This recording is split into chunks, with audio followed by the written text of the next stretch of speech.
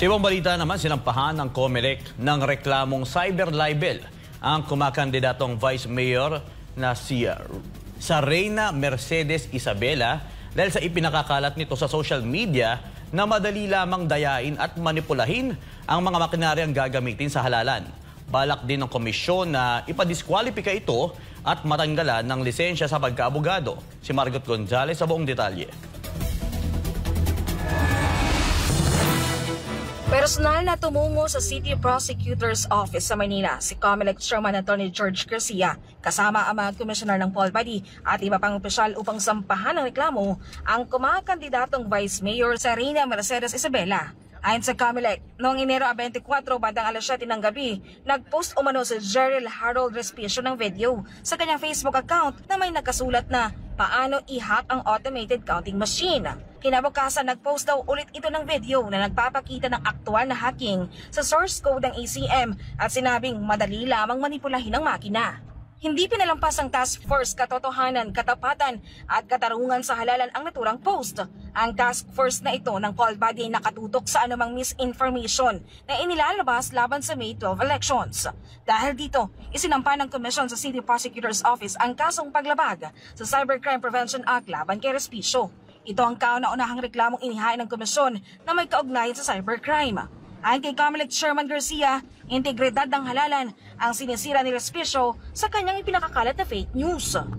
Maliban sa misinformation, napakamapanganib po ito sapagkat isipin nyo, ngayon palang kinukondisyon ang isip ng sambayanan na pwedeng gawa ng paraan ang ating pong halalan at sa isang banda kung siya ay tumatakbo, isipin nyo rin, kung bigla siyang manalo, sasabihin dahil sa produkto yan ng kanyang pagmamaniobra, o kaya naman pag natalo sasabihin niya na minaniobra ng iba yung resulta ng ating pong halalan. Maliban sa paghain ng reklamo, sasampahan din ng task force ng disqualification case si Respicio para sa May 12 elections. Napag-alaman mula sa COMELEC na isang abogado at accountant din si Respicio, ngunit nanganganib na rin siyang matanggalan ng lisensya ngayon.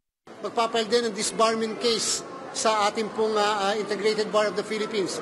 Nalaman din po namin na siya pala isang accountant and therefore magpapile din po ng karampatang kaso para ipatanggal ang kanyang lisensya sa Professional Regulatory Commission.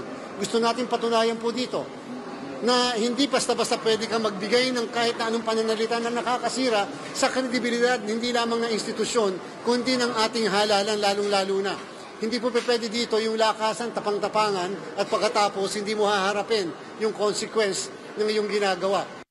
Ayon sa COMELEC, pinatanggalan nila ang mga naturang post ni Respicio sa social media. Ngunit na-isave na ito ng Polbody bilang matibay na ebidensya sa reklamo. Nilinaw naman ni Garcia na ang naging hakbang ng COMELEC ay hindi pagpapakita ng pagiging balat sibuyas, kundi isang makatotohanang paglaban sa fake news. Yung pagmamalaki na kaya niyang impluwensyahan, gawa ng paraan, wala po silang maipakita, talaga pong hack-free yung aming pong sistema sapagkat yung pong ating mga makina ay stand-alone machines. At the same time, kaya at pwede ma-counter-check. Ang reklamo laban kay Gerald Harold Respicio ay kasalukuyang nasa City Prosecutor's Office at dumaan na sa pagsusuri ng COMELEC. Habang hinihintay ang magiging desisyon, patuloy na ginit ng komisyon ang kanilang layunin na mapanatili ang integridad ng halalan sa gitna ng mga hamon ng maling impormasyon sa social media. Para sa Diyos at Pilipinas, kumahal, Margot Gonzalez, SMN9 News.